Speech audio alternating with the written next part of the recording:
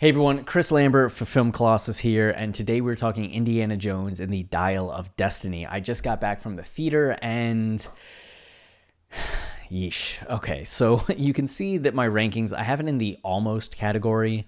For 2023, it comes in at number 18 of the 26 movies I've watched, and all time of the 138, it's at number 110. I don't think it's a bad movie. There wasn't anything, maybe closer to the end. It does get, okay, it does get ridiculous. I mean, it was one thing in Indiana Jones and the Lost Ark when you have the Wrath of God. That's pretty spectacular and out there, but then time travel is a whole other thing. So there is part of it that's just like, I get why people might say that it's jumped the shark just a bit, even though the fantastic element has been there since the beginning. But I think the main negative about this movie is that I just found it incredibly boring. And they're trying so hard to be energetic and exciting and to make Harrison Ford dynamic and doing things and to make Phoebe Waller-Bridge exciting. But there was just something missing the entire time, where even in some of the exciting sequences where I'm kind of impressed by what they're doing or the fact that it's still going, it just kind of felt like the action wasn't supported by the story that was going on, and that I didn't necessarily care about Phoebe Waller-Bridge's character. That it was nice that she had the connection to Indy's partner or friend, but also at the same time, just okay.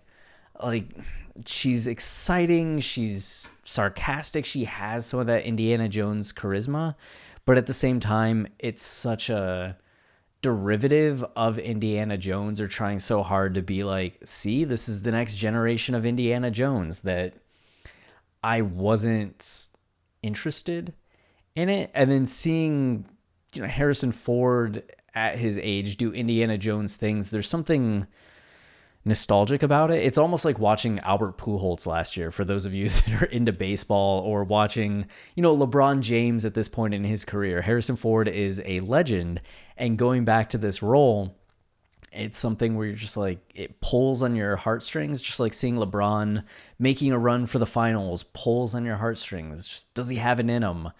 And yes, but then also at the same time, it's just a little rough.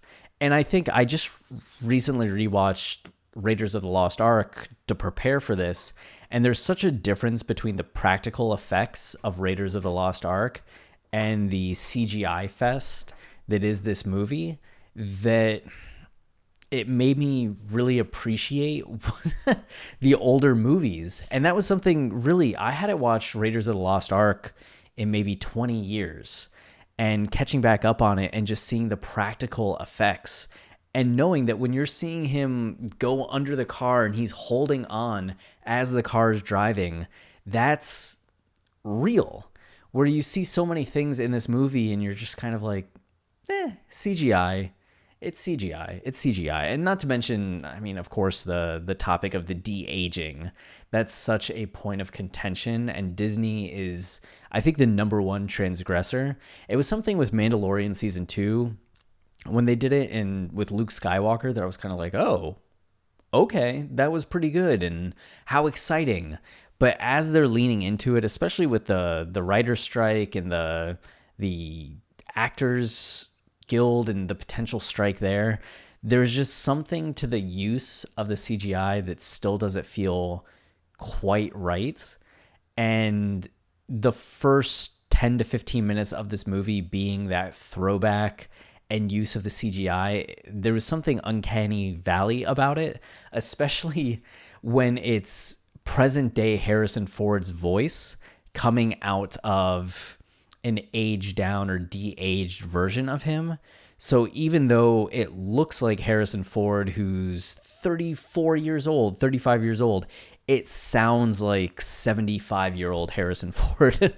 And that's really jarring and kind of strange. You just hear some of that agedness in his voice. And then there's still times where the facial features, especially when Indy's talking, that it just doesn't look right. By the end of the opening scene, I was kind of used to it and not thinking about it quite as much aside from the voice, but it's still kind of a flex when it comes to this technology exists, but at the same time, should it? Is it good? Is this best? Is it better than just casting somebody to play young Indiana Jones? I guess there's are going to be people that feel excited about the fact that, oh, we're seeing a de-aged Harrison Ford. I don't care. That's cool. It helps my immersion. But then there's going to be a lot of people, which I guess myself included, that it breaks the immersion just a little bit. It was the same thing with Mads Mikkelsen too. And while Harrison Ford looked pretty good, Mads Mikkelsen's de-aging looked like pretty bad. But this just felt kind of like a Bond movie that wasn't as well done as the Bond movies, but then like an Indiana Jones movie that was more CGI fest than like a typical Indiana Jones movie. I don't know. It's also the first one that I've watched. I missed number 4. So maybe if I had caught back up on the whole trilogy, like of course I watched the first 3 when I was a kid over and over again. Granted, I don't remember the third one as well these days. It's The Last Crusade.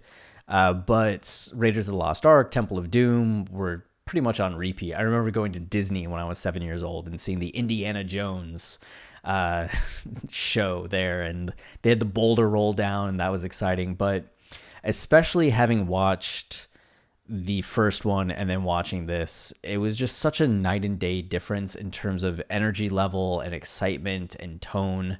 And I know James Mangold is a good filmmaker. I'm a big fan of Identity. I think Identity is kind of one of those diamond in the rough cult classic movies. Walk the Line is obviously an Oscar winner. 3:10 to Yuma I really liked back in the day. Even Night and Day, the Tom Cruise, Cameron Diaz movie, I didn't think was great, but I was entertained by it when I saw it in theaters way back when. And then Logan, I thought was awesome. I wasn't as into Ford versus Ferrari as a lot of other people were, but I think James Mangold's a good director, but there was something about this that just kind of lacked a little bit of what Spielberg brought to the table, especially in the inventiveness of the shots and the scenes and how things played out. I still like the fact that there were set pieces that still had beginning, middle, and ending. The micro narratives that they used during the action sequences were decent, but there was still just something missing in the energy level of this movie that had me. And I went with a friend, and the friend looked at me at one point and was like, should we just go? And obviously I watched the whole thing because I want to see it start to finish. I would feel weird walking out of a movie and trying to make content about it or like tell you my honest thoughts about not seeing the full thing. But as soon as the credits started, I was so excited to leave. And it was a strange feeling because I liked the characters. I thought the action had some good moments, but it was just overall pretty missing pieces. I don't know. It needed a dial of destiny to be turned up to 11 at some points to make it a lot more exciting than what it was. So overall, just leaves a lot to be desired, but I understand that there are going to be people that really enjoy it. It like hits the action sweet spot for them of being interesting. It hits the nostalgia sweet spot for them of being Indiana Jones. So I don't think it's going to be a movie that people universally pan, but it was not a movie that excited me. So that's it. Until next time.